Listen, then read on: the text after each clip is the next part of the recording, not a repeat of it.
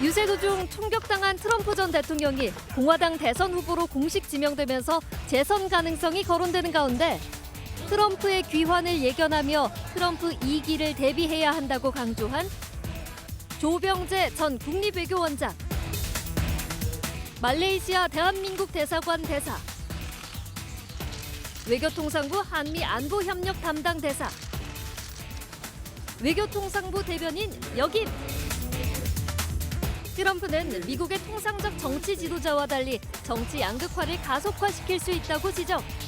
트럼프는 지금까지 우리가 알아온 미국의 통상적인 정치 지도자와는 상당히 좀 다르고, 그래서 이런 분위기가 정치적인 극단화, 양극화를 가속화하는 그런 면이 있지 않느냐라는 분석들이 있는 거죠.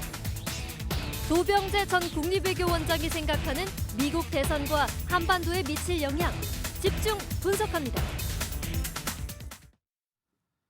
트럼프 전 미국 대통령이 세 번째 대권 도전에 나섰습니다. 트럼프 전 대통령은 피격 사건 이후 지지층이 더 결집하는 분위기입니다. 바이든 대통령은 후보사 때 압박을 받았지만 끝까지 완주하겠다는 의지를 밝혔는데요. 조병재 전 국립외교원장과 미국 대선 진단해 보겠습니다. 조 전 원장님 안녕하십니까? 예, 안녕하세요. 네, 트럼프 전 대통령 피격 이후 지지층 지금 결집하는 모양새입니다. 더 자신감이 생긴 듯도 한데요. 피격 이후에 손을 이렇게 번쩍 치켜들면서 영웅적인 행동도 했는데 이번 피격이 트럼프 전 대통령 대선 국면에 유리하게 작용할 것으로 보시는지요? 예, 지금 그 말씀하신 대로 이건 뭐 틀림없이 유리하게 작용할 것으로 봅니다. 트럼프가 대선 이 캠페인을 시작하고부터 계속 이렇게 하려고 했던 것이 자기를 강력한 지도자라는 이미지로 이렇게 제시를 하려고 했던 거니까, 뭐 국내적으로는 나는 이 소외된 사람들을 위해서 기득권층과 싸우는 전사다, 투사다. 뭐 국제적으로는 이 바이든이 되고 난 뒤에 미국이 좀 약해가지고 세계 모든 사람들이 경치하고 있는데 이거 바꿔야 되겠다, 이렇게 했던 거거든요. 네. 이번에 이 사진 한 장으로 트럼프는 그 이미지를 확실하게 이렇게 제시하지 않았나, 저는 그렇게 생각합니다. 네. 트럼프 후보가 공화당 전당대회 마지막 날에 대선 후보직 수락 연설을 했습니다. 네, 그렇습니다. 수락 연설 시간이 무려 93분이었다고 예, 하는데요. 그렇죠. 예. 뭐 역대 그 주요 대선 후보 중에서 가장 긴 시간이었다고 하는데 그만큼 할 말이 많았을까요? 이번 수락 연설에서 특히 어떤 점을 주목해 보셨습니까? 예, 저는 그 트럼프 이제 전 대통령이 총격 사건을 당하고 난 그 다음 날 나서가지고 내가 여기서 살아남은 것은 이거는 신의 뜻이 작용한 것 같다. 그렇기 때문에 이번 수락 연설에서의 메시지는 통합으로 가겠다, 이렇게 얘기를 했거든요. 네. 그래서 이번에는 어떤 통합의 메시지가 나오나 사실 궁금하기도 해서 그걸 유심히 지켜봤습니다. 그 처음에 연설 뭐 90분 중에 처음에 한 20분 동안 할 때, 그러니까 암살 사건에 대해서 상당히 좀 구체적으로 이렇게 설명을 한 적이 있었는데 네. 그때 보면 통합 메시지가 꽤 나왔었어요. 그러니까 나는 미국민 전체를 대변하는 그런 대통령이 되겠다라고 이야기를 했고, 그런데 이제 조금 그게 지나고 난 뒤부터는 뭐 어떻게 보면 꼭 예전의 트럼프로 좀 돌아간 듯한 그런 느낌을 많이 줬죠. 네. 민주당 바이든 대통령, 뭐 낸시 펠로시 그 전 하원 의장, 이런 사람들에 대한 공격도 감행하고 그랬었죠.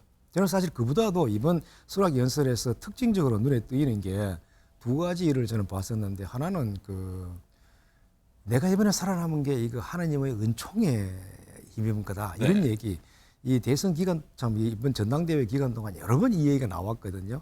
그러니까 이건 신이 지정한 지도자라고 하는 이미지를 제시하려고 했던 것 같고, 두 번째는 이 부통령 후보로 지명한 벤스 있지 않습니까? 네네. 이 벤스에 대해서 이 미국에서 가장 위대한 캠페인을 계승할 그런 사람이다, 이렇게 지켜세웠거든요. 네. 아마 트럼프가 지금 주창하고 있는 마가 캠페인의 후계자로 이렇게 좀 장기적으로 이렇게 포석을 하고 있는 게 아닌가 하는 네. 생각을 좀 해봤습니다. 조 원장께서는 트럼프 전 대통령에 대한 연구로 트럼프의 귀환이란 책도 출간했는데요. 트럼프의 열광하는 모습을 보면 종교 집단 같기도 합니다. 그러니까 조 원장께서도 트럼프는 기존 통상적인 미국 지도자와 다르다, 이렇게 진단을 한 바 있는데 어떤 점이 그리고 또 사람들은 왜 트럼프에 열광한다고 보세요? 트럼프는 2015년에 첫 번째 대선 출마를 할 때부터 나는 이 소외된 보통 사람들을 위해서 기득권과 대항하는 투사다, 전사다 이런 이미지를 계속 강조를 했고요. 네. 그 다음에 2020년 대선에서 패배했을 때도 그 대선 패배를 받아들이지 않고 이 기득권층이 나를 속였는 거다. 나를 속인 게 아니라 나의 지지층들을 다 속인 거다. 이번에 우리가 같이 나서서 내가 선두에 나설 테니까 나를 따르라. 같이 나서서 이 패배 뺏겼던 승리를 되찾자. 이렇게 된 거거든요. 네. 그러니까 대선의 주제는 응징이고 이런 메시지를 전달하는 것에 대해서 미국의 보통 사람들이 열광을 하죠. 그냥. 네. 그리고 이제 싸우자라고 노골적으로 외치고 있잖아요. 예, 뭐 그리고 고통을 내가 앞서서 당하겠다 이렇게 이제 얘기를 하니까 미국의 이 보통 사람들 그동안에 세계화 과정에서 소외되었던 사람들이 아마 이런 이유 그러니까 네. 우리와 고통을 같이 하겠다는 지도자에 좀 목말라하고 있었던 게 아니냐 여기에 트럼프는 그대로 그냥 이렇게 호소를 해 들어간 것 같죠. 그리고 네. 트럼프가 그렇게 대중 집회를 할 때 가보면 뭐 예수는 나의 구세주요 트럼프는 나의 대통령이다 이런 말들이 막 쫙 늘려 있거든요. 그러니까 네. 트럼프는 지지자들이 그런 편반을 들고 있는 거죠. 그렇습니다. 예. 뭐 트럼프는 그러니까 이런 상황에서는 그냥 단순한 정치 지도자의 지위를 조금 넘어서는 어떻게 보면 좀 우상화, 뭐 신격화까지는 안 가더라도 네. 좀 다른 이 층의 지도자로 이렇게 부각이 되고 있는 거죠. 그러니까 분위기가 많이 다른 것 같아요. 공화당과 달리 민주당은 지금 내음으로 시끄럽습니다. 바이든 대통령 민주당 안팎에서 지금 사퇴 압박을 받고 있는데 어쨌든 현재까지는 투표에서 트럼프를 이길 수 있다 이런 자신감을 표명하면서 후보직 사퇴에 대한 거부 입장을 냈습니다. 바이든 대통령 끝까지 대선 레이스 안주할 수 있을까요? 그 일단 지금 미국의 정치 구조에 의하는 것 같으면 금년 초부터 이제 쭉 계속되어 온 예비 선거에서 바이든 현 대통령이 차기 이제 민주당 후보로서 거의 절대적인 지지를 받았기 때문에 네. 바이든 대통령이 스스로 물러나겠다고 얘기를 하지 않는 한 바꿀 방법이 없어요. 기술적으로 바꿀 방법이 없습니다. 거기에 당내에서 사퇴 압박이 있었지만은 이제 나는 계속 완주하겠다 이렇게 얘기를 해버렸지 않습니까? 그죠? 네. 그러면 뭐 전당대회를 이제 8월 중순에 할 때까지 한 달 남았으니까 그 기간 동안에 마음을 바꿀 여지는 있기는 있지만 과연 지금 이제 다시 나는 끝까지 가겠다라고 얘기해두고 과연 바꿀 것이냐 그럴 가능성은 별로 없는 것 같거든요.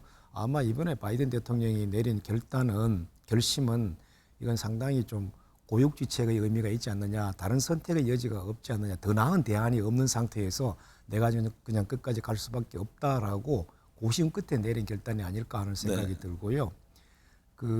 지금 후보를 바꿔도 뚜렷한 대안이 없어요. 해리스 부통령을 후보로 지명한다 하더라도 이미 지금 바이든 대통령보다 경쟁력이 있다라고 평가하기가 어렵거든요. 네. 그런 상황이니까 바이든 대통령으로서는 내가 뭐 불편하고 건강도 안 좋고 이렇지만은 결국 나 이외의 대안이 없는 거 아니냐라고 아마 생각을 했을 것 같습니다. 트럼프 암살 시도 등 미국 내 그 정치 양극화 이게 어제 오늘의 일이 아닙니다. 우리나라도 박근혜 전 대통령, 이재명 전 대표가 피습을 당하기도 했는데요. 극단적인 정치가 증오올랐고 정치 테러로 이어지고 있다는 그런 분석입니다. 원인, 해결책 어떻게 보세요? 예, 지금 뭐 정치 테러는 지금 뭐 미국이나 한국뿐만 아니라 어떻게 보면 전 세계적 현상이라고도 할 수 있는데 미국 내에서는 이 정치적 테러의 원인을 두 가지로 크게 설명을 하고 있더라고요. 네. 하나는 보면 정체성의 정치라는 겁니다. 과거처럼 이 경제 수준을 기준으로 해서 정치적 성향을 결정하는 것이 아니라 지금은 인종, 뭐 검정색이냐 흰색이냐 뭐 이런 것, 그다음에 종교, 그다음에 뭐 낙태 뭐 이런 문제에 관한 사회 경제적 요소에 관한 입장 이런 것들이 이제 정치적 성향을 결정하는 거니까 타협이 어려운 영역이고 두 번째는 그 인터넷하고 SNS의 발전 이게 있으니까 이제는 끼리끼리 이렇게 모이는 끼리끼리 정치, 진영의 정치가 가능해지는 거죠. 네. 사람들이 모여도 그냥 다 같은 얘기만 같이 이제 듣고 그러다 보니까 이제 진영은 점점 더 강화되고 우리끼리는 더 강화되고 진영 사이의 벽은 더 두꺼워지고 이런 상황 사이에서 이제 증오는 커지고 만나면 충돌하고 이제 총기 사건이 나고 이렇게 되는 것 같더라고요. 그래서 미국 같은 경우에는 뭐 이렇게 되어가 있는데 한국도 마찬가지 상황이 아닌가 싶고요. 네. 해법이 뭐 거기에 대해서 말씀하셨는데 우리 아마 그 앵커님이나 저나 거의 같은 생각을 하고 있지 않을까 싶은 생각이 듭니다. 그냥 이 모든 사람들이 국민들이 정치인뿐만 아니라 국민들이 조금만 더 이렇게 겸손해지고 내가 꼭 옳지 않을 수도 있다라고 하는 생각, 조금만 그런 생각을 가지게 되면 그러니까 틀린 게 아니라 다름을 인정하는 그렇습니다. 그런 예. 자세가 중요하다는 예, 얘기들 하잖아요. 예, 갈등과 증오가 조금은 줄어들 수 있지 않을까 생각을 네. 해봅니다. 이번 트럼프 후보에 대한 피격 사건이 미국 내 갈등에 불을 붙이면서 이게 더더욱 양극단으로 치닫지 않겠느냐 이런 우려의 목소리가 나옵니다. 트럼프의 미국 우선주의, 백인 우선주의 이른바 극우 성향 더 강해질까요? 그런 우려가 조금 있죠. 사실 트럼프 대통령이 이 프라우드 보이나 뭐 이런 그 미국의 그 백인 우월주의자 이런 단체들과 관련이 좀 있다고 하는 것은 이미 잘 알려져 있는 거고 네. 2021년 초에 있었던 그 의사당 난입 사건에도 이 사람들이 많이 동원이 됐죠. 네. 그 미국의 말이죠. 그 총기에 의한 사고 문제는 이미 국가적인 과제로 등장한 지가 꽤 오래됩니다. 그리고 우리 앵커께서는 미국에 지금 인구가 한 3억 5천인데 개인 화기가 한 몇 정 정도 사회에 나가 있을 것으로 보이십니까? 짐작하기 쉽지 않겠죠, 그죠? 네. 4억 정이 넘습니다. 아, 인구보다 더 많네요. 인구보다 더 많거든요. 거기에 뭐 젊은 애들 빼고 그다음에 뭐 나이 많은 사람 빼고 나면 남자 한 사람당 보통 2 내지 3정의 개인 화기를 소유하고 있다고 이렇게 봐야 되거든요. 이런 상황이면 총기 사고가 안 일어나는 게 오히려 이상한 거죠. 거기에다가 더 중요한 게 제가 하나의 자료를 갖고 왔는데 금년 6월에 시카고 대학교의 로버트 페이퍼 교수라는 분이 그 네. 조사 결과를 발표했는데 응답자의 10%가 트럼프가 대통령이 되는 것을 막을 수만 있다면 정치 폭력 써도 좋다. 상당히 끔찍한. 그다음에 응답자의 조사 7%는 트럼프가 이기도록만 할 수 있다면 폭력을 써도 좋다. 이렇게 얘기했거든요. 그러면 전체적으로 17%의 사람이 폭력을 네. 써도 좋다라고 하는 얘기를 했으니까 아까 말씀드린 대로 이런 상황이면 총기 사고가 안 일어나는 게 오히려 이상한 거죠. 그렇다고 해서 뭐 총기 규제가 지금 쉽게 될 수도 없잖아요. 미국 상황 보면. 그거 잘 안 됩니다. 이번 총기 사고는 뭐 트럼프 대통령이 참 유력 정치인이지만은 이거 뭐 귀에 살짝 맞고 이제 피 흘리고 한 그런 사건이었는데 네. 2년 전에 말이죠. 그 텍사스의 어느 그 초등학교에서 어마어마한 총기 사건이 일어났었습니다. 18세 젊은 청년이 오늘 이번에 저격 그 수가 사용했던 그 AR-15 소총을 반자동 소총이죠. 그걸 들고 난사를 했죠. 그래서 18명의 어린애, 그다음에 2명의 어른 이 그냥 즉사를 했고, 그다음에 또 19명이 중상을 입는 그런 일이 벌어졌거든요. 그런데 그런 일이 벌어지고도 총기 규제 논의가 다시 더 이상 진전이 안 됐단 말입니다. 네. 그러니까 총기 규제는 미국이 직면하고 있는 가장 큰 어떻게 보면 안보적인 위기라고도 할 수 있는 네. 그런 과제입니다. 네. 트럼프 전 대통령 이미 공개한 정책 아젠다를 보면은 이민자 통제, 해외 개입 축소, 제조업 재건 등을 강조했습니다. 지금 우리나라에도 주한미군 방위비 증액을 압박해 올 것으로 전망이 되는데요. 방일 분담을 포함해서 한미 동맹과 관련해서는 어떤 변화가 예상됩니까? 방금 말씀하신 트럼프의 3가지 핵심 의제 중에 사실 이민 통제 부분은 미국 국내적으로는 무지 중요한데 우리와는 별 관계가 없으니까 제조업 재건하고 해외 개입 축소 부분을 우리가 보면 될 것 또 같은데. 관세도 엄청 부과하겠다 그런 얘기도 했잖아요. 예, 그렇습니다. 제조업 재건과 관련된 게 이제 관세 부과드리고 네. 그런데 이 부분은 사실 저는 덜 우려하고 있습니다. 왜냐하면 지난 트럼프 4년 그다음에 바이든 3년 반을 지나면서 그동안에 미국이 이 부분에 대해서 집중을 많이 했거든요. 네. 그래서 우리 정부와 기업도 이 부분에 관해서는 어렵기는 하겠지만 나름대로 내성이 좀 축적이 돼 있으니까 어렵더라도 이제 헤쳐나갈 수는 있지 않을까 하는 생각이 들고 제가 제일 걱정스럽게 생각하는 것은 또 전망하기가 어려운 부분은 해외 개입 축소 이 부분을 어떻게 이제 감당해 나갈 것이냐 하는 건데 해외 개입 축소라는 게 별거 아닙니다. 미국이 지금까지는 2차 대전이 끝나고 난 뒤에 세계의 경찰 노릇을 했지 않습니까? 그렇죠. 세계 경찰을 곳곳에 주창했죠. 나토에 나가 있고 아시아에 나와 있고 이렇게 했는데 트럼프는 지금 이것 더 이상 못하겠다라고 얘기하는 거니까 그러면서 더 하도록 하려면 비용을 더 내라 뭐 이런 논리로 가지 않을까요? 그렇습니다. 그래서 한국에 던진 게 핵심 과제가 이제 3가지가 있는 거죠. 하나는 방위비 분담 문제가 있고 네. 두 번째는 주한 미군 문제를 자꾸 이제 거론하는 게 있고 세 번째는 이제 한반도 평화, 북한 문제, 북한 핵 문제 이게 이제 되거든요. 방위비 분담 문제에 대해서 그 앵커께서 잘 아시겠습니다만은 기억하시겠습니다만은 2017년에 우리 보고 50억 달러를 내라 그랬지 않습니까? 그렇죠. 50억 달러면 주한미군 유지비 그 군인들 월급 포함해서 그 30억 달러보다도 훨씬 더 많은 액수예요. 우리가 감당할 수 없는 액수죠. 그런데 그 당시에는 10억 달러를 조금 넘는 수준에서 합의를 봤었어요. 그런데 트럼프가 이 50억 달러라는 얘기를 지금도 네. 하고 있거든요. 그죠? 그러니까 이걸 잊어버리지 않고 있다는 얘기고 거론이 될 거고 그다음에는 주한미군 철수 문제는 트럼프가 공식적으로 정부 차원에서 의제에 올려놓고 논의는 안 했습니다. 그런데 내부 토론 과정에서 주한미군 철수 문제를 여러 번 언급했었어요. 그럼 주한미군 철수 카드를 공식 제기할 그런 가능성도 있습니까? 저는 그 있다고 봅니다. 트럼프는 내부적으로 그 지난번에 주한미군 그 28,500명의 주한미군을 왜 여기에다가 유지하느냐라고 하는 근본적인 질문을 여러 번 제기를 했고 네. 트럼프가 늘 하는 말이 있습니다. 한국은 능력이 있는데도 왜 무임승차를 하고 있느냐 이런 얘기거든요. 우리 스스로도 나가 그렇게 얘기하지 않습니까? 세계 10대 경제대국이다. 네. 지금 정부는 글로벌 중추국가를 지향한다. 이렇게 얘기를 하고 있는데 사실 안보 문제에 관한 한 우리는 미국한테는 사실상 좀 의존을 많이 하고 있죠.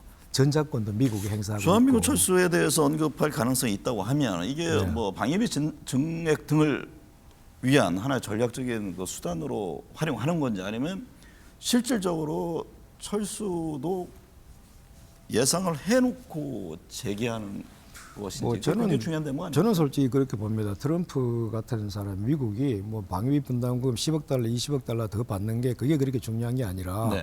그보다는 트럼프는 지금 미국 국민들, 자기들 지지하는 사람들에게 대해서 내가 말이야 한반도에다가 평화를 웬만큼 구축을 하고 북한 핵 문제도 웬만큼 해결하고 그래서 이제 평화가 구축됐으니까 이제 거기 나가 있던 우리의 그 보이드라 그러죠. 우리 애들을 이제 국내로 데려오겠어. 네. 이렇게 하면서 국민들에게 설명하는 게 트럼프한테는 훨씬 더 중요한 에젠다가 될 수 있거든요. 네. 그렇기 때문에 이번 2기에서 저는 이 문제가 반드시 거론될 거라고 생각하고 네. 그다음에 뭐 북한하고의 관계 개선에도 트럼프는 틀림없이 나갈 거다. 저는 그렇게 봅니다. 지난해요 바이든 정부에서 북한의 핵 위협에 대비해 한미 일체형 확장 억제 시스템을 구축했습니다.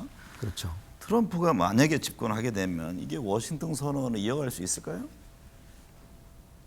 확장 억제라는 것은 그 핵심이 그 북한이 남한을 공격했을 때 미국이 남한을 보호하기 위해서 핵을 사용할 수 있느냐 그 위험 부담이 미국에 대한 핵 공격일 경우에도 하겠느냐라고 하는 거거든요. 미국이 그거를 그러한 핵 공격의 가능성을 감수할 수 있느냐라고 하는 게 이 확장 억제의 요체이기 때문에 네.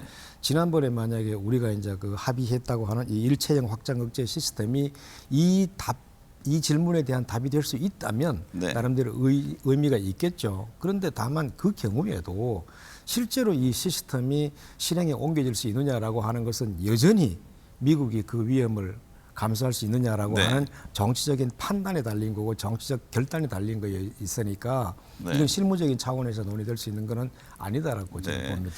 트럼프가 북한을 보는 시선은 어떨까요? 그 이번 후보 수락 연설에서 트럼프 후보는 김정은 위원장과 잘 지냈고 다시 만나도 잘 지낼 것이다. 나를 보고 싶어 할 것이다. 이렇게 얘기를 했습니다. 김정은 위원장도 그 부분에 대해서 화답을 했잖아요. 두 지도자가 다시 만나는 등 북미 간의 어떤 획기적인 변화가 있을까요? 특이한 거는 트럼프 대통령이 지난 4년 동안 그 백악관에 있으면서 네. 북한 문제를 해결하는데 북한하고 접촉하는 대화하는데 가장 적극적으로 나선 대통령이에요. 지금까지 그런 대통령이 없었죠. 트럼프는 세 번이나 북한 지도자를 만났지 않습니까? 네. 트럼프는 대통령이 되기 전에도 북한과 대화하겠다고 그랬고 그다음에 김정은에 대해서도 그 보좌관한테 했던 얘기가 기록에 남아 있습니다. 김정은은 나하고 한번 붙어볼 만한 남자들 남자로서 한번 붙어볼 만한 사람 이렇게 얘기를 했었고 네. 하노이 회담에서 이게 깨지고 난 다음에도 트럼프는 김정은하고 계속 편지를 주고받으면서 편지 받고 난 뒤에는 이걸 러블레터 받았다 이런 식으로 얘기를 하면서 좋은 감정을 계속 유지를 해 왔었어요. 네. 이번에 트럼프가 이거 공화당 후보 수락 연설에서 했던 얘기도 사실 그 연장선에서 보는 것 같으면 전혀 다른 게 없습니다. 그렇기 때문에 저는 그리고 그동안에 보십시오. 북한 쪽에서도 트럼프에 대한 인신공격 같은 게 나온 게 없거든요. 네. 그렇기 때문에 이번에 트럼프가 이제 백악관에 들어가면 김정은 위원장과의 회담이 성사되는 것은 이건 시간 문제라고 저는 보고 있고요. 그렇게 될 경우에는 이제는 하노이 회담에서 깨졌던 요 협상의 조건들이 더 확장돼야 될 상황이 이제 되는 네. 거죠. 이걸 어떻게 확장시킬 것이냐라고 하는 것은 그건 이제 하노이 회담이 깨진 부분 그리고 끝나고 난 뒤에 뭐 이용호 그 외무상이나 최선희 부상 등이 네. 나와가지고 했던 얘기 이런 것들을 잘 종합을 해보면 하나의 힌트가 거기에 나올 수 있지 않을까 하는 생각입니다. 우리 정부로서는 이런저런 다양한 좀 대비를 해야겠네요. 예, 뭐 이거 이제 상황이 급박하게 바뀔 수도 있다, 또 큰 폭으로 바뀔 수 있다라고 하는 거를 염두에 두고 사전에 대비를 좀 충분히 할 필요가 있다고 저는 봅니다. 여야 전당대회로 분주합니다. 당대표 후보들 간의 국내 문제뿐만 아니라 미국 대선 등 국제 정세를 놓고 열띤 토론을 벌이는 장면을 기대해 봅니다. 오늘 함께해 주셔서 감사합니다. 예, 감사합니다.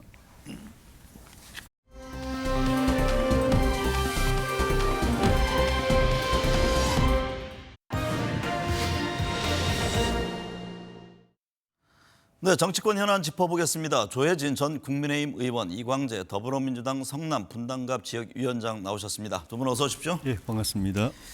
조혜진 의원님, 김건희 여사가 어제 명품 가방 수수 의혹 사건 또 도이치모터스 주가 조작 사건과 관련해서 13시간 동안 검찰 조사를 받았습니다. 예.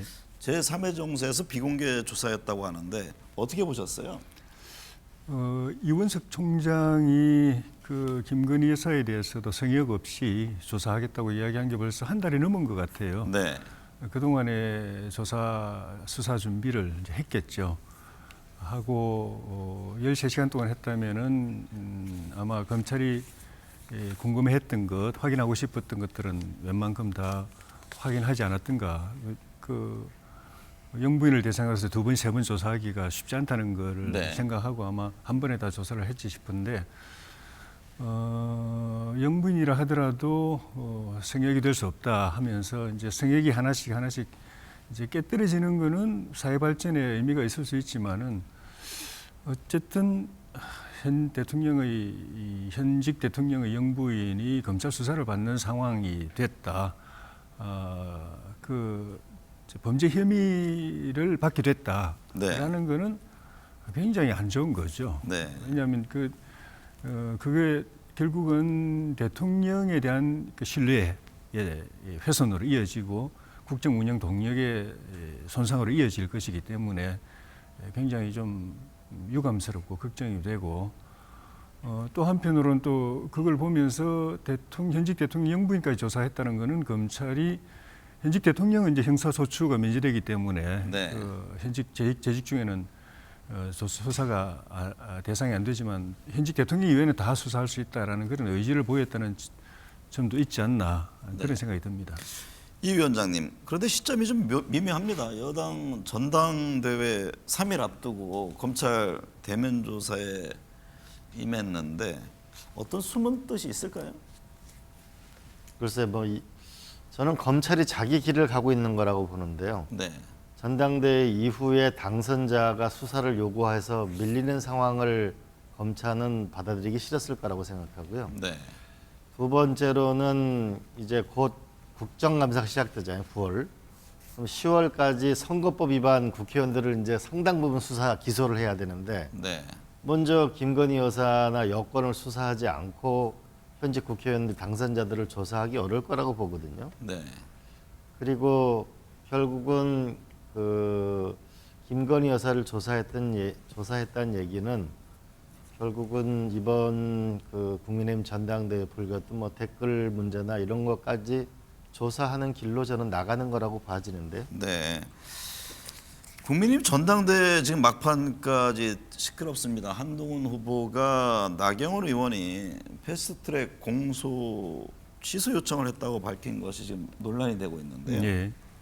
한 후보가 관련 내용을 폭로했다가 논란이 되자 사과했는데 예. 지금 사과 하루 만에 다시 공방이 벌어졌습니다. 예.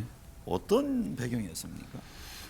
그 처음에는 그 공소 취소 부탁을 받았다는 그 이제 사실만 네. 그것도 뭐 본인 그 표현에 따르면은 준비하지 않은 상황에서 부당한 공격을 받다 보니까 그렇게 이야기를 하게 됐다고 이야기했는데 바로 그 사과를 했거든요. 네. 근데 그걸로 이제 그 정리가 되는 걸로 다들 생각을 했는데 그다음 이제 토론회에서 나경원 후보로부터 그 폭로한 것뿐만 아니라 폭로한 내용에 대해서 진실 여부에 대해서 또 공격을 받았잖아요. 네. 한 후보가 나한테 내 개인의 공소를 취소해 달라고 부탁을 했다고 말했는데 그게 사실이냐?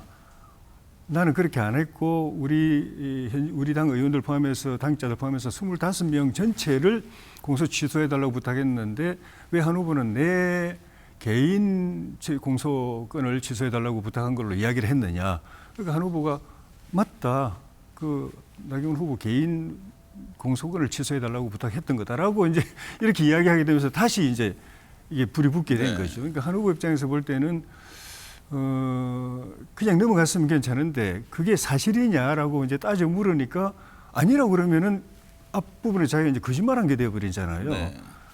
그리고 이제 또 본인 이야기를 단호한 이야기를 들어보면 또 그게 또 사실일 가능성도 있는데 어쨌든 사실이든 아니든 간에 저렇게 물으면 본인은 맞습니다. 나 후보님 개인 그 공소권을 저한테 부탁하신 겁니다라고 이야기할 수밖에 없거든요. 네. 그러니까 나 후보는 거기서 또 이제 굉장히 화가 나고 이래가지고 다시 한번 이제 불이 붙었는데 별로 보기 좋은 모습은 아닌 것 같습니다. 예. 투표 시작과 거의 동시에 터진 이 패스트트랙 공소 취소 청탁 논란이 선거 막판에 어떤 변수가 될지 이제 관심이 쏠 일인데 이광재 위원장께서 보시기에 이번 논란이 국민의힘 당원들의 표심에 어느 정도 영향을 줄 것으로 보세요? 저는 줄 거라고 봅니다. 네. 그 한동훈 후보한테 좀 한동훈 후보가 당선이 되긴 될 텐데 불리하게 작용할 거라고 봅니다. 왜냐하면은 첫 번째로는 그 윤석열 대통령 입장에서는 한동훈 후보한테 2개의 칼을 줬잖아요. 법무부 장관의 칼, 그다음에 김기현 대표를 내쫓으면서까지 비대위원장을 시켜줬는데 결국 패배했는데 뭘 한 거냐라고 했는데 그 다음에 온 게 문자 이야기였고 이번에는 결국은 내부에 지금 약간 국민의힘이 침몰하는 밴드 여기 구멍 내는 거잖아요. 네. 나경원 의원이 부탁했다는 것도 사실은 별로 합리적인 것도 아니지만은 그걸 외부에 공개할 일은 아니라고 보거든요. 네. 그런 면에서 과연 한동훈 그 검사 후보가 과연 이 국민의힘의 책임감 있는 대통령 후보로 성장할 것인가, 네. 책임감 있는 사람인가라는 부분에서 저는 퀘스천을 가지게 만들었다 이렇게 봐집니다. 네. 투표율도 하나의 변수가 될 텐데요. 최근에 전당대 투표보다는 좀 낮아졌다 이런 결과치들이 나오거든요. 예. 이 낮은 투표율이 각 후보별 유불리는 어떨까요? 뭐 결론적으로 보면은 지금까지의 큰 흐름에는 별다른 영향이 없지 않을까 싶은데 네. 흐름 자체를 바꿀 변수로는 작용하지 않겠다 싶은데 투표율이 떨어진 걸 보면은 우리 당원과 지지자들이 우리 당에 대해서 이 어려운 시기에 그 거대 제1야당을 대상으로 해서 제대로 싸우기 위해서는 단합해야 되고 단결해야 된다고 생각을 하는데 네. 이 전당대회 과정에서 벌어지는 이런 그 네거티브적인 이런 공격 방어 이런 것들을 보면서 그거는 분열이라고 생각을 하는 것 같아요. 그것도 뭐 상대당 이 경쟁 또 싸워야 될 대상이 상대방이 아니라 우리 당 동지들끼리 상대방을 흠집내고 이렇게 하는 그런 네거티브적인 거는 굉장히 좀 그 우려하고 좀 실망해서 투표 그 의사가 상대적으로 좀 약한 분들, 그런 말은 이제 투표 충성도 좀 떨어지는 분들부터 이 투표에 참여하지 않게 돼서 저렇게 된 것 아닌가. 네. 물론 이제 그 네거티브의 강도도 지금 이번에 그 전당대회를 보면은 그 여론조사를 쭉 보면은 네거티브를 세게 한 사람일수록 오히려 덕을 못 보고 손해를 보는 그런 측면이 있는데 어쨌든 전체적으로 희망의 경쟁, 포지티브한 경쟁이 되기를 바랐던 당원들 가운데서 투표 의지를 좀 잃은 분들이 좀 있지 않나 하는 생각이 드는데 그 어떤 판세라든지 이 성패의 큰 흐름에 영향은 못 주는 것 아닌가 싶습니다. 이틀 앞으로 다가온 상황에서 제가 전망을 여쭙기가 좀 그렇습니다만 관전자 입장에서 보면 어떻습니까? 이게 결선 투표까지 갈지 최종 승자는 누가 될지 어떻게 보세요? 한동훈 후보가 유리하다고 봐지죠. 근데 네. 문제는 제발 좀 이렇게 여당 나왔으면 좋겠어요. 이게 지금 사실 국민들 먹고 살기 힘들다고 진짜 힘들어 하거든요. 지표만 보더라도 우리가 신빈곤층이 약 100만 명 이상 나올 걸로 예상합니다. 이 고금리나 이 기술의 발전으로 해서 우리가 일자리가 무너지는 거나 보게 되면 네. 지금 결국 한 후보가 되더라도 좀 더 여당은 국가를 책임지는 집단이잖아요. 네. 그런 면에서 좀 책임감 있는 모습을 정말 기대해 봅니다. 네. 누가 당대표가 되더라도 이제 앞서 조 의원께서 말씀하셨습니다만 이게 너무 격해졌잖아요. 예. 네거티브 공세도 뭐 정말 예상하지 못할 정도의 서로 공방인데 과연 이게 당이 온전히 그대로 갈 수 있겠느냐. 이 분열에 대한 우려의 목소리가 있습니다. 예. 그 점은 어떻게 보세요? 뭐 전통적으로 보면 우리 당은 그 경쟁할 때는 하더라도 비교적 물론 이제 뒤끝이 오래가는 경우도 없진 않습니다만은 비교적 빨리 이제 화학적 결합까지는 쉽지 않더라도 적어도 최소한 외형적으로 또 물리적으로는 빨리 봉합하고 그냥 넘어가는 그 다음 단계로 넘어가는 그런 그 전통이라고 할지 체질이라고 할지 그런 것들이 또 있고 또 거기다가 총선에서 우리가 압도적으로 이렇게 밀리고 난 이후에 민주당이 거의 단독 개헌 또는 단독 탄핵에 8석 모자라는 정도까지 압도적인 의석을 차지하고 국회를 무대로 해서 정권을 마구 흔들고 있는 지금 탄핵까지 지금 저렇게 분위기 여론몰이를 하고 있는 저런 상황에서 내부적으로 분열하고 뭐 이완되고 이럴 여유가 없는 것 같아요. 그건 대통령실도 그렇고 정부도 그렇고 우리 여당도 그렇고 설령 개인적으로 뭐 친소간에 조금 아쉬움이나 섭섭한 부분이 있다 하더라도 단합해서 갈 수밖에 없는 그런 상황이고 그게 또 우리 당원과 지지자들에 대한 기대에 대해서 우리 부응하는 길이라고 생각합니다. 전당대 이후 국민의힘 얘기입니다만 이 의원께서는 어떻게 보실지 좀 궁금한데요. 기억하실 겁니다. 대장동 의혹이 이게 불거진 것도 지난 2021년 민주당 대선 후보 경선 때잖아요. 당시 뭐 이낙연 후보가 강하게 문제를 제기한 바 있는데 어떨 것 같습니까? 국민의힘 상황은? 결국 그 이낙연 후보의 그 대장동 공격이 민주당 대선 패배를 하는데 결정적 길을 열었다고 보거든요. 네. 저는 아마 이번에 그 국민의힘 그 전당대회에서 나온 게 결국 또 하나의 판도라의 상자를 열었다고 봅니다. 결국 우리 장해찬 그분의 말씀이 사실이라면은 댓글 부대나 이런 건 결국 수사가 불가피할 수밖에 없는 것이고 네. 나경원 의원의 부탁 부분도 부탁한 사람도 문제고 이제 부탁을 들어줄 수도 없는 문제일 것이잖아요. 저건 결국은 결국 검찰 수사 대상으로 결국은 다 올라오게 될 거라고 저는 생각합니다. 네. 이에 앞서서 이른바 이명박 전 대통령 다스 의혹, 이것도 박근혜 전 대통령 그 최태민 목사 친분설, 이게 모두 당내 경선에서 불거졌잖아요. 예. 이게 후유증이 만만치 원래 않지 않겠습니까? 아는 사람이 무섭다고. 네. 예, 그 당시 또 우리 이 당내 경선 분위기가 경선이 본선이다. 그랬죠. 본선은 상대 후보가 상대적으로 좀 여론조사상으로 나타나는 객관적인 상황이 좀 경쟁력이 좀 떨어졌고 그래서 우리 당내 경선에서 이겨서 대통령 후보만 되면 본선에서 이기는 거는 큰 문제 없다. 이래다 보니까 더 안에서 세게 부딪혔고 사실은 그게 뭐 경선 이후에 봉합이 되고 또 다시 이 본선에서 이기고 했지만 나중에 박근혜 대통령이 집권하고 난 뒤에 바로 처음에 시작한 것이 사자방이었거든요. 이명박 정부의 핵심 그 사업이었던 4대강 자원외교 방위산업 이거를 그 비리로 규정해가지고 감사원을 감사시키고 뭐 총리실에 또 감찰시키고 또 그 검찰 경찰 수사시키고 국회 청문회 네. 국회에 또 이렇게 국정조사까지 시키고 하면서 전방위로 그거를 이렇게 단죄를 하는 모드로 가버렸거든요. 네. 그걸 보면서 저는 그때 경선 때 앙금이 4년 전에 5년 전의 일이지만 다 5년 동안에 이렇게 많이 좀 이렇게 희석된 줄 알았는데 그게 그대로 남아 있었구나 하는 느낌이 들었고 결국은 그게 이제 보수 분열의 시작이고 나중에 그게 더 악화돼 가지고 결국은 탄핵 때 보수의 일부가 탄핵에 손들어 버렸잖아요. 그런 결과까지 돼서 그런 걸 교훈으로 삼아서라도 이번 전당대회 이후에 우리 당 내부를 수습하고 또 당 정청이 하나 되어 가는 데는 그런 걸 명심을 하고 다시 그런 스스로 자중질환, 자해 행위는 벌이지 않는 쪽으로 가야 되고 또 그렇게 갈 걸로 기대합니다. 네. 국민의힘 전 대표였던 이준석 개혁신당 의원이 전당대회 이후 상황을 예견했는데요. 한동훈 후보가 당선되면은 윤석열 대통령이 축하난을 보내주고 일주일 뒤 축출을 시작할 것이다 이렇게 말을 했습니다. 이게 맞을지 틀릴지 모릅니다만은 어떻게 들으셨어요? 글쎄요,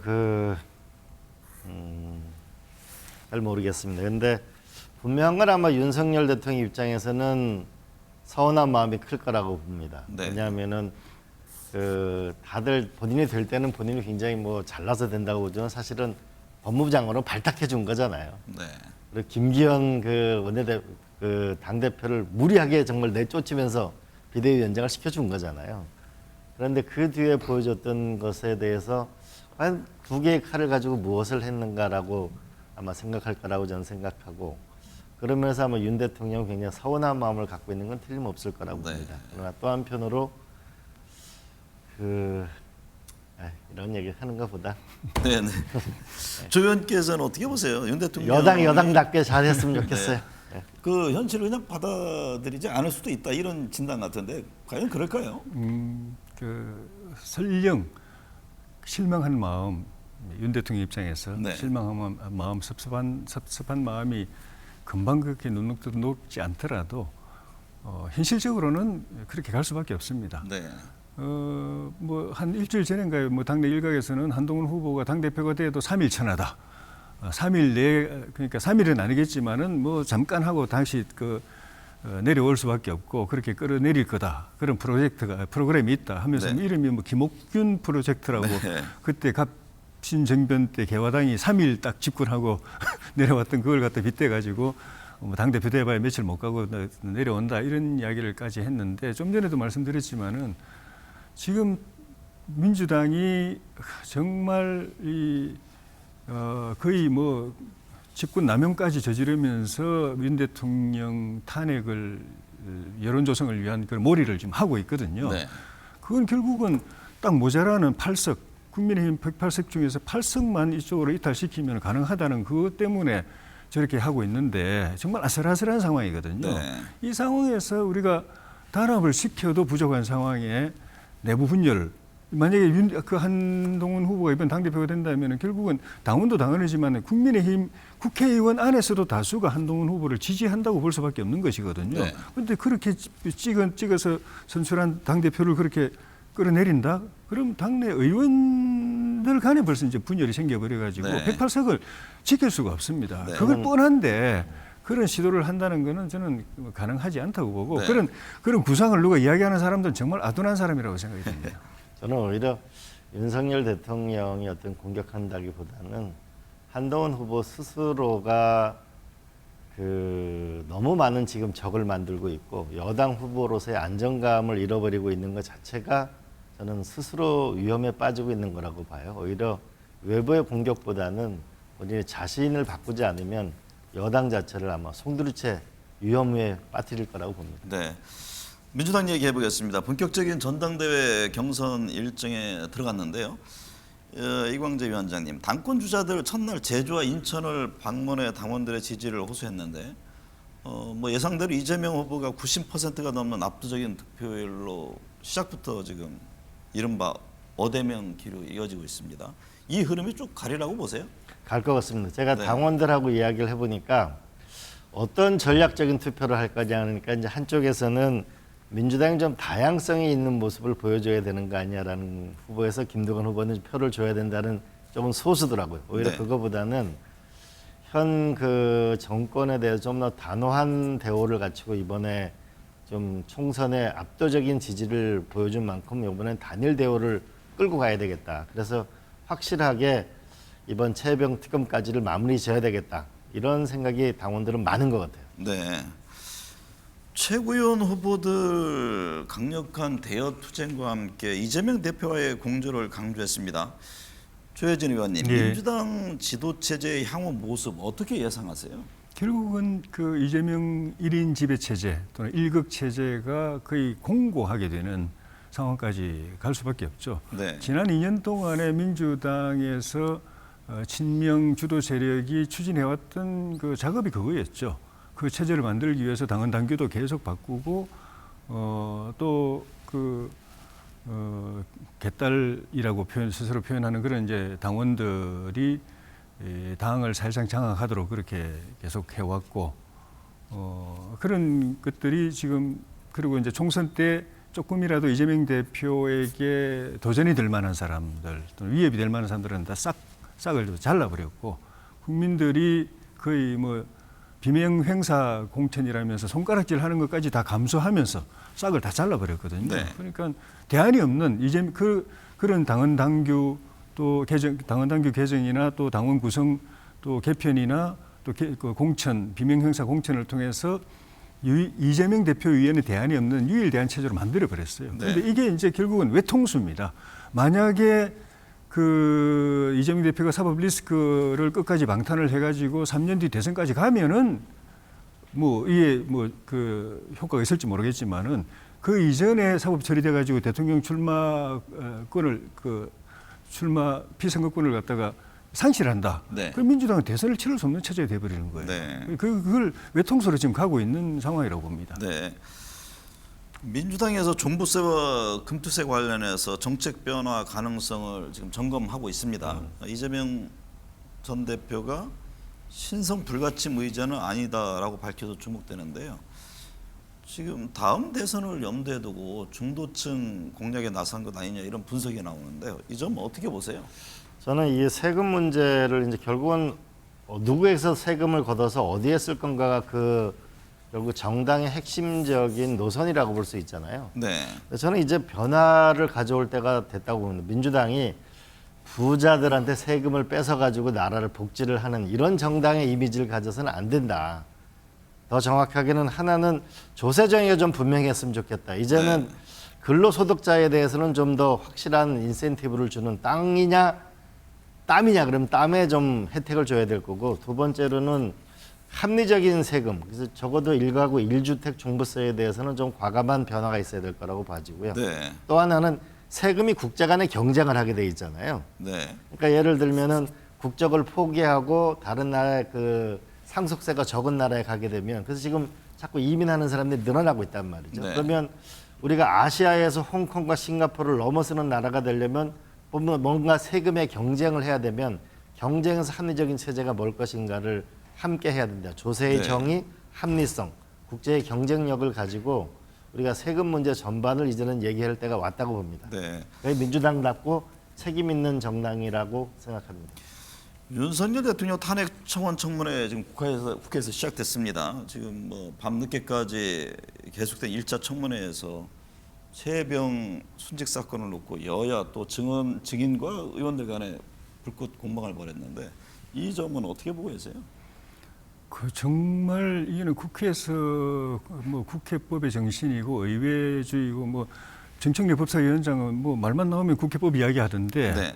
국회 형식상의 국회법만 내세웠지 그 안에 있는 최진하고 깡그리 지금 뭉개고 있어서 사실상 의회주의 법치주의 네. 이걸 다 뭉그러뜨리고 탄핵 드라이브를 지금 걸고 있는 상황이거든요. 네. 원래대로 한다면은 이런 청원은 청원 자체를 기각해야 됩니다. 청원 내용을 보면은 대통령 탄핵을 한다면서 그 탄핵을 대통령을 쫓아내야 될 이유 중에 임기가 남은 대통령을 끌어내야 될 이유 중에 뭐 그 후쿠시마 오염수 방류하는 걸 대통령이 그걸 안 막았다. 네. 뭐 또 한일 위안부 그 문제 또 문제가 된 그 대통령이 또 다른 방식의 또 해법을 내세웠다. 이런 걸 대통령 끌어내려야 될 사유로 했는데 제시했는데 그런 네. 청원은 기각해야 되는데 그거를 그대로 살려가지고 심지어 저런 청문회까지 연단 말입니다. 이거는 이 국회가 정상적인 국회가 아니고 특정 정당이 대통령 탄핵이라는 특정 목적을 위해서 국회를 완전히 난장판으로 만드는 것이기 때문에 네.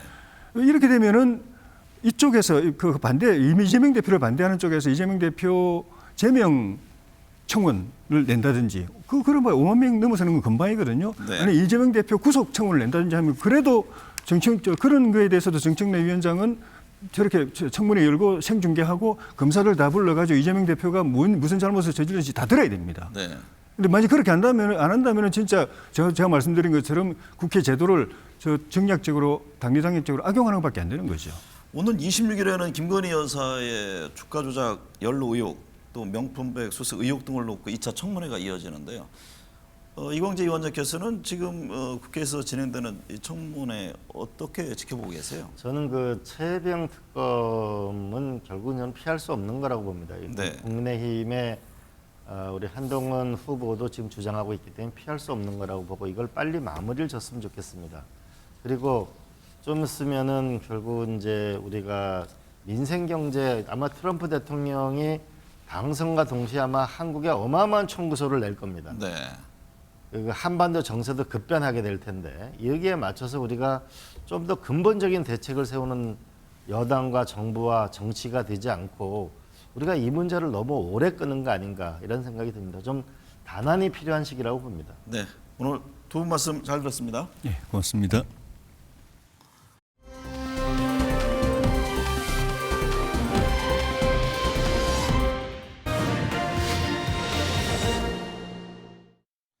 한 주간의 여론 흐름 짚어보겠습니다. 홍영식 한길 리서치 소장, 이은영 휴먼앤드 소장 나오셨습니다. 두 분 어서 오십시오. 네, 안녕하세요. 네. 홍 소장님, 여야 전당대회 이야기 먼저 해보겠습니다. 국민의힘 전당대회 당원 선거인단 모바일 투표율이 지난해 전당대회보다 7%포인트 낮은 것으로 조사됐는데 낮은 투표율 각 후보별 유불리는 어떻게 보세요? 조금 뜻밖이죠. 지금 국민의힘 그 전당대회의 열기, 후보들 간의 격한 그 대립, 그걸 놓고 본다면은 투표율이 높아야 되는데 많이 낮습니다. 이런 투표율이 낮다는 것은 각 진영의 지지자들 중에서 적극 지지층들만 집권 투표장에 나온다는 이야기인 거고, 네. 그러면은 조직세가 강한 쪽이 좀 더 유리하겠지요. 그렇게 본다면은 뭐 당내 상황이 제가 정확하게 알 수 있는 그런 상황이 아니어서 모르겠습니다만은 일반적으로 예측하기에는 비한 세 후보가 조직이 좀 더 세지 않느냐라고 보지만 문제는 그 세 후보가 후보자가 분산이 되기 때문에 유불리를 딱히 이야기하기는 어렵습니다. 네. 이은영 소장님, 한길 리서치 조사를 보면 책임당원 62.1%가 한동훈 후보를 지지하는 것으로 나타났는데요. 1차 투표소 과반 득표 가능할까요? 일단 이게 총 그 조사 모집단이 한 4,030여 명을 대상으로 했고요. 책임 당원으로 추정되는 사람은 한 280여 명을 대상으로 지난 18, 19일 날 조사를 한 건데 지금 책임 당원에서 한동훈 후보가 62.1%가 나왔고 원희룡 후보가 26.3, 나경원 후보 6.3% 나왔습니다. 그래서 이게 지금 마지막 막판 변수가 이제 투표율하고 단일화 변수였는데 네. 투표율은 지금 낮은 상황인데 이거는 어쨌든 골고루 뿌려진다라고 볼 때 단일화가 되었다면은 조금 더 이제 추격세가 생기면서 결선 투표로 가기 위한 어떤 과반이 되지 않는 1차 투표 결과로 인해서 결선 투표를 가는 그런 그 흐름이 있었을 것 같은데 지금 상황에서는 이 단일화가 없기 때문에 그냥 현재 지금 책임 당원의 요 숫자가 최종적으로 나오지 않을까 그렇게 좀 예측을 하고 있습니다. 네. 패스트트랙 공소취소 부탁 폭로한 것이 지금 국민의힘 전당대회 막판 변수가 되지 않겠느냐 이런 진단들이 나오는데요. 홍 소장님 보시기에는 어떤가요? 그 상황 자체를 놓고 본다면 크게 변수가 될 수 있는 것은 맞습니다. 네. 그런데 문제는 이게 나온 시점을 잘 보셔야 되는 게 지난주 주말 정도부터 이것이 주로 쟁점이 되었습니다. 그런데 국민의힘의 경우는 이미 18일 날 지난주 목요일이죠. 책임당원을 중심으로 이미 그 투표가 시작이 되어버렸습니다. 네. 과거에 보면은 국민의힘 그 책임당원이 첫째 날에 투표가 약 3분의 2가 진행이 되어버린다고 하거든요. 그러니까 이슈 성격으로 봐서는 변수가 되는데 이게 한 2, 3일 전에 터졌으면 진짜 변수가 되는데 이게 조금 타이밍상 변수가 되기가 좀 늦었다 이래 봅니다. 네. 이 소장님, 당대표 후보 토론회에서 김건희 여사 문자 논란이 불거졌잖아요. 네. 이게 한동훈 후보에게 부정적인 영향을 줄 것이다 이런 응답이 많았습니다만 실제 여론조사를 보면 큰 차이가 없었거든요. 네, 그렇습니다. 이유가 어디에 있습니까? 이 조사에서 보면 근데 전체 응답은 한 후보에게 부정적인 영향을 줄 것이다라고 봤지만 조금 이제 그 정치의 고관여층이라고 할 수 있는 국민의힘 지지층 안에서는 한 후보보다는 원 후보에게 조금 더 부정적일 것이다 이런 의견이 있었어요. 어쨌든 이 그 김건희 여사의 문자 관련한 문자 무시 논란은 총선 그 패배 책임론을 한동훈 후보에게 씌우기 위한 그런 프레임으로 작동할 수 있었던 사안인데 이게 생각지 못하게 그 영부인의 전대 개입으로 이렇게 논란이 이어지면서 결국에는 한동훈 후보가 그 총선 패배 책임론을 받지 않고 그냥 이게 여사님의 전대 개입 논란으로 이어지면서 그 지지율이 그대로 유지가 된 것 같습니다. 홍영식 소장님, 당대표 선거 3일을 앞둔 시점에서 김건희 여사에 대한 검찰의 대면 조사 얘기가 나왔잖아요. 네. 전당대회에는 어떤 영향을 줄 것으로 보세요? 이것도 마찬가지입니다. 지금 이제 오늘 그게 이제 조사를 아침에 받았다고 이제 보도가 보도가 됐죠. 나왔죠. 근데 이제 이 보도가 나오면서 검찰 조사에서 어떤 내용이 이야기가 되었다라는 이야기는 없습니다. 단지 검찰 검찰적으로 조사 좀 나오고 있습니다. 예, 네. 이제 그런데 문제는 이게 오늘이 18일이 지난주 목요일인데 네. 지금 그로부터 아마 3일이 지나버렸죠. 그러니까 전당대회는 23일인데 뭐 어떤 내용이 더 나와서 굉장히 영향을 미칠 수 있는 이야기가 될 수 있을지는 몰라도 현재 나오는 내용으로 갖고는 큰 영향이 없을 거라고 보고 역시 이것도 마찬가지인 게 사건이 좀 더 일찍이 진행이 됐으면 영향이 변수가 되었을 겁니다. 네. 이 소장님, 네. 민주당 전당대회 살펴보겠습니다. 어제 지역순회 경선 첫날 이재명 후보가 90% 넘는 득표율로 압도적 1위를 기록했습니다. 네. 김두관 후보는 한 자릿수 대 득표율에 그쳤는데 현재 흐름대로 쭉 이어갈까요? 지금 그 상황을 보면은 현재 흐름대로 대표의 선거는 그대로 이어질 것 같아요. 왜냐하면은 김두관 후보가 뭔가 새로운 의제 설정을 지금 하지 못하는 속에서 그 경선 룰 공방을 너무 끌고 가다 보니까 원래 한 20% 정도 기대를 하고서 이제 지켜봤는데 지금 이게 한 자리 숫자로 나오고 있거든요. 네. 오히려 지금 사람들의 관심을 끄는 거는 최고위원 1위를 누가 할 것이냐 이 부분입니다. 현재 지금까지 나온 결과로는 정봉주 후보가 지금 1위인데 지금 오늘 결과 나온 거 보니까 김병주 후보가 굉장히 2위로 치고 올라왔더라고요. 그래서 네. 지금 이 투표 결과가 공개가 되는데 여기에 따라서 당원들의 표심이 그걸 보고서 이제 반응을 하게 될 것 같은데 어쨌든 대표 선거는 그 압도적인 이재명 후보의 어떤 그 대표 결과가 이어질 것 같고 최고위원 선거가 좀 관심사가 될 것 같습니다. 홍 소장님 보시기에는 어떻습니까? 일반 여론조사를 보면은 뭐 이재명 후보 40%대, 김두관 후보 20%대 나오는 경우가 있잖아요. 당심에서는 뭐 이재명 후보가 압도적이고요. 당심의 흐름대로 최종 결과까지 쭉 나올 것으로 보세요. 그렇죠. 일반 국민 여론조사는 그야말로 민주당 지지자 외에 국민의힘 지지자까지 다 포함이 되어 있습니다. 네. 그러다 보니까 그 여론조사에는 민주당의 경우는 이재명 대표에 대한 비토 또는 국민의힘 여론조사의 경우는 한동훈 후보에 대한 그 호불호가 또 분산이 되고 이런 형태로 나뉘어지기 때문에 일반 국민 여론조사는 좀 다릅니다. 네. 반면 전당대회는 당 내의 어떤 행사고 의사 결정이기 때문에 국민의당 지지자 또는 권리당원 표심이 그대로 갈 겁니다. 국민의힘 당대표 선거가 워낙 거칠다 보니까 민주당 전당대 뭐 상대적 주목도가 낮은 듯한 인상을 주는데요. 네. 종부세, 금세 등 정책 관련 이슈 문제를 놓고 지금 공방을 벌이고 있잖아요. 예. 이게 외연 확장에 도움이 될까요? 일단은 그 외연 확장이 이제 민주당 입장에서 보면은 외연 확장에 도움이 될 거라고 보는데, 근데 사실 종부세나 금투세보다는 지금 국민연금 개혁 안 하고 그다음에 의정 갈등에 대한 부분이 그 같이 좀 결합이 된다면은 민주당 입장에서는 좀 외연 확장에 도움이 될 것 같고요. 국민의힘 내부의 입장으로 본다면 사실 한동훈 후보가 몇 가지 그 정책 의제를 좀 설정을 하긴 했어요. 네. 그 뭐 중국과의 관계라든지 AI에 대한 대책이라든지 이런 걸 냈는데, 이거는 또 그 미래 아젠다라서 당장 이렇게 국민의힘에서의 외연 확장을 위한 또 아젠다로는 좀 생성되지는 않고 있는 것 같습니다. 네. 홍 소장님, 지난 19일 집중호우 수색작전 중 순직한 최혜병 일주기였는데요. 국민의힘은 순직 진상규명을, 야당에서는 필연적으로 이를 위해서는 특검을 해야 한다, 이런 입장인데 여론은 어떻게 나타나고 있습니까?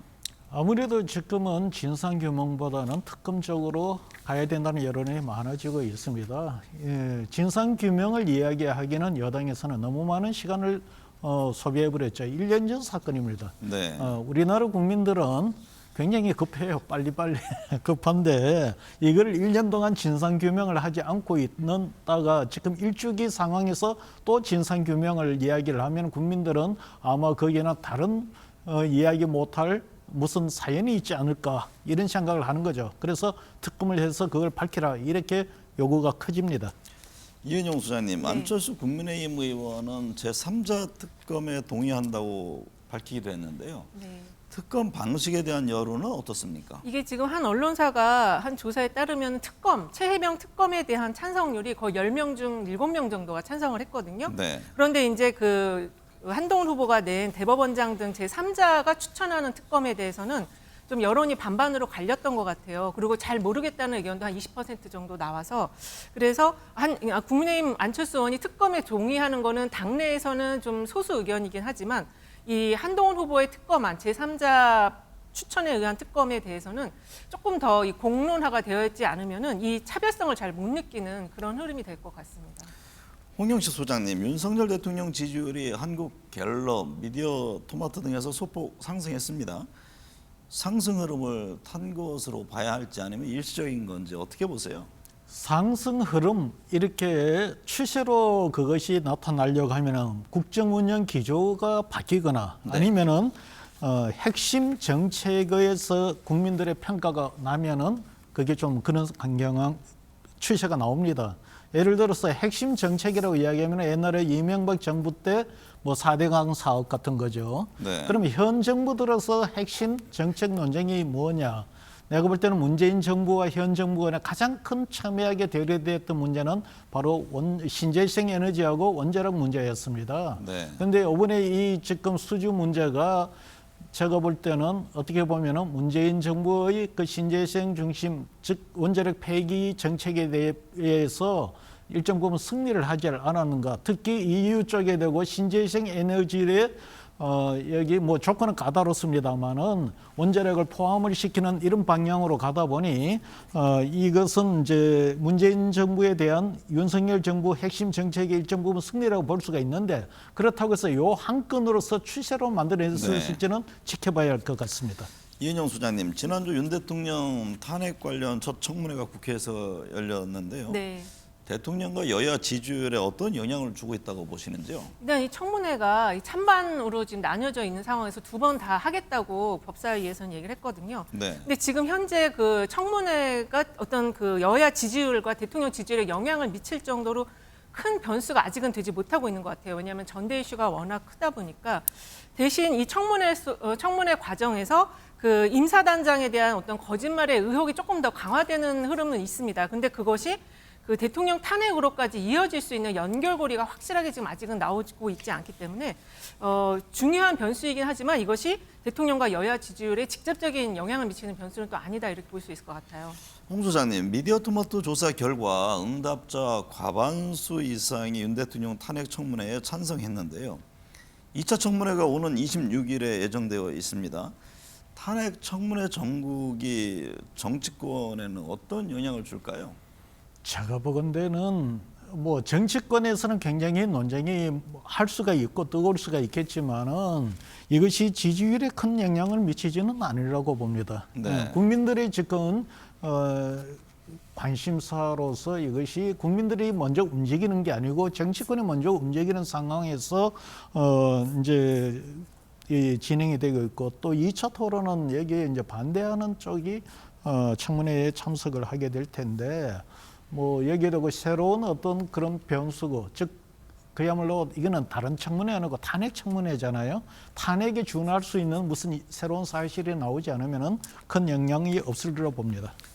이 소장님, 어제 김건희 여사가 검찰에 출석해서 도이치모터스 주가 조작 사건 또 명품 가방 수수 의혹과 관련해서 대면 조사를 받았습니다. 네. 김 여사의 검찰 조사가 향후 전국 지지율에는 어떤 영향을 줄까요? 이게 지금 오늘 오전부터 보도가 되기 시작을 하고 있는데요. 이 보도되는 내용을 보니까 일단은 검찰총장 패싱 얘기가 있더라고요. 그래서 네. 검찰총장이 모르는 속에서 이 이제 여사에 대한 그 조사가 있었고, 그 조사의 중요한 초점은 도이치모터스 건이었다. 이렇게 지금 보도가 나오고 있고, 일부에서는 또 그 혐의점이 확인됐다. 이런 얘기까지 보도가 나오고 있습니다. 그래서 이거는 좀 보도가 좀 정리되는 속에서 그 영향 변수를 다시 한번 지켜봐야 될 것 같고, 만약에 이제 이렇게 조사한 그 결과가 무혐의 처분이 된다면 다시 한번 또 특검 여론이 강화될 수가 있거든요. 김건희 여사에 대한 특검 여론이 강화될 수가 있어서 그렇게 되면은 전국에는 좀 굉장히 큰 변수가 될 수 있을 것 같아요. 대통령 탄핵 여론과 이 여사에 대한 특검 여론이 같이 다 뭉쳐져 갖고 정당 지지율에 영향을 줄 수도 있을 것으로 보여집니다. 홍 소장님, 미국 대선 살펴볼까요? 트럼프 전 대통령에 대한 총격 사건 이후 트럼프 전 대통령과 바이든 대통령 간 지지율 격차가 더 벌어진 것으로 조사됐습니다. 유거스 조사 결과 두 후보 간 5%포인트 차이가 났는데, 이게 미국 대선 여론조사에서 이렇게 양당 차이가 나는 게 30년 만에 처음이라고 하네요. 예, 30년 그 정도가 될 겁니다. 네. 지금 뭐 우리 대략 30년을 우리가 이렇게 되돌려 봐도 30년 근내에 미국의 대통령들 중에서 이 공화당 후보는 별로 그래 인기가 없는 대통령이었어요. 네. 그리고 좀 더 길게 봐서 미국 한 100년 전 루즈벨트 대통령 대공황 이후에 지금까지 쭉 봐도 미국의 대통령들을 보면 민주당 후보는 굉장히 인기가 있고 지지율이 높습니다. 물론 아이젠하워 대통령이 그 2차 세계대전 이후 서로 민주당, 공화당 서로 영입회가 가려고 했던 아이젠하워를 제외하고는 제가 볼 때 레이건 대통령 때 좀 인기가 있었던 것 외에는 네. 공화당 인기가 없었습니다. 그런 상황에서 사실 지금 굉장히 거칠단 말입니다. 이 트럼프가 대통령 후보가 지금. 그런데도 불구하고 5%가 앞선다는 거는 이거는 진짜 이변으로 보여져요. 네. 이 소장님, 네. 유거스 조사를 보면 트럼프 전 대통령과 바이든 대통령 지지율 격차 5%, 트럼프 전 대통령과 해리스 부통령 지지율 격차 3%. 네. 해리스 부통령이 좀 더 선방하는 거죠. 네. 제가 왜 이 질문을 드리냐면, 과연 바이든 대통령의 대선 후보 교체 가능성이 있느냐라는 겁니다. 일단은 지금 언론상에서는 교체에 대한 논의가 이어지고 있는 것처럼 지금 보도가 되고 있는데, 사실 또 바이든 대통령은 완주 의사를 계속 밝히고 있다고 하고 있거든요. 그리고 그 속에서 이제 그 대체 인물에 대한 여론조사 결과가 나오고 있는데, 이거는 이미 지금 앞에 굉장히 큰 변수들이 있었어요. TV 토론이 있었고, 그다음에 트럼프 대통령에 대한 총격 피격이 있었기 때문에 그 안에서 보면 이미 지금 여론에 기울어진 운동장이 만들어진 걸로 볼 수 있고, 그 속에서 이제 바이든과 해리슨의 어떤 그 경쟁력을 비교하는 건데, 사실 또 저희가 지금 잘 알 수 없는 부분이 이 지지율과 미국 대선의 그 구조 자체가 선거인단의 어떤 선거인단을 이제 획득하면서 대통령이 되는 과정이 이어지잖아요. 그래서 네. 꼭 이 지지율만 가지고 이 대통령이 트럼프가 될 것이다라고 이제 단정할 수는 없는 부분이고, 그런 속에서 민주당 내부의 역학관계가 가장 중요할 것 같아요. 그래서 역학관계 속에서 이 선거인단을 우리가 더 많이 확보할 수 있다라는 여론이, 그런 세력이 득세를 하게 되면 후보 교체는 쉽지 않을 것으로 좀 생각이 됩니다. 홍 소장님 보시기에 미국 대선에서 남아있는 변수는 어떤 게 있을까요?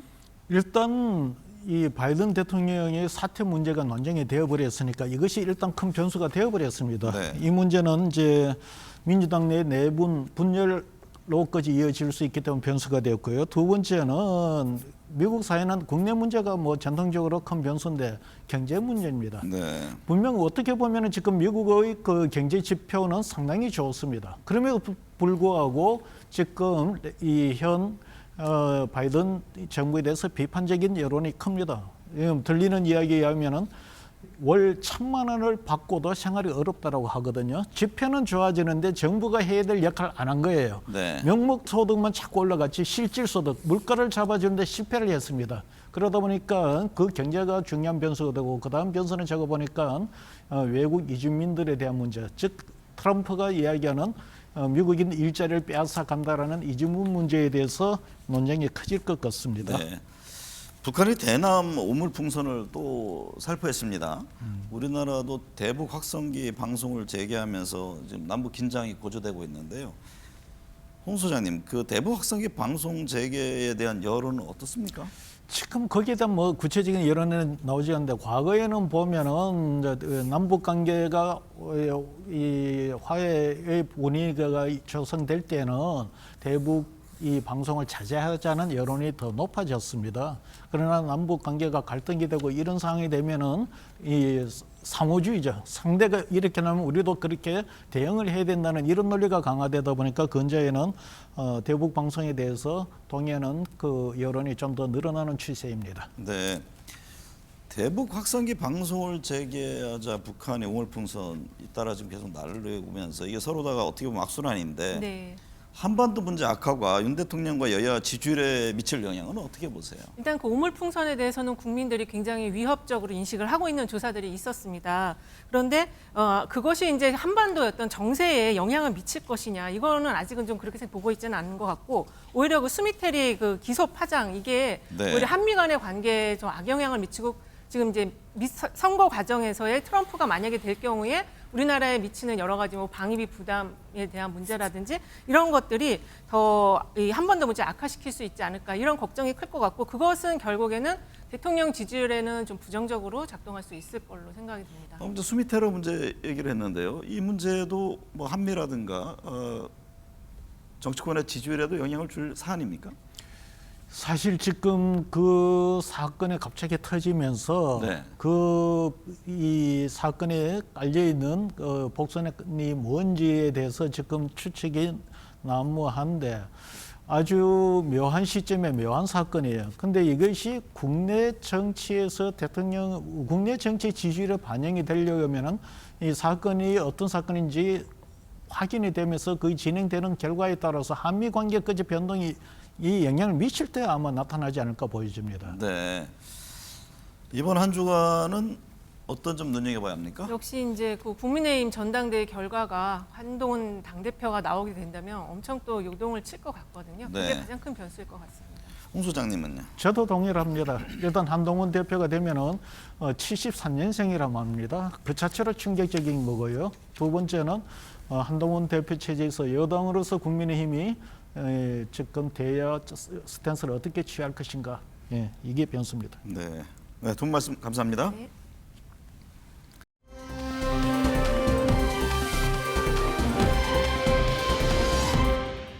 국민의힘 전당대회가 막바지에 이르렀습니다. 결과가 어떻든 간에 막대한 후유증을 예고합니다. 당의 혁신과 개혁, 민생 해법을 논의하는 자리가 되기는커녕 폭력과 비방전으로 얼룩졌습니다. 이달 초 총선을 마친 영국과 프랑스에선 오랜 세월 국가를 이끌었던 정통 보수 정당이 몰락했습니다. 이념 등 기존 틀에 매몰돼 타협과 창의적 대안 등 실용적인 선택을 하지 못한 점이 공통적인 패인으로 분석됐습니다. 변화가 빠른 요즘 틀린 게 아니라 다름을 인정하고 유연한 사고를 갖는 것은 어느 분야에서든 아무리 강조해도 지나침이 없습니다. 수십 년 전에 겪었던 전당대회 폭력 사태까지 직면한 마당에 더 무슨 할 말이 있겠습니까? 시청해주신 여러분 감사합니다.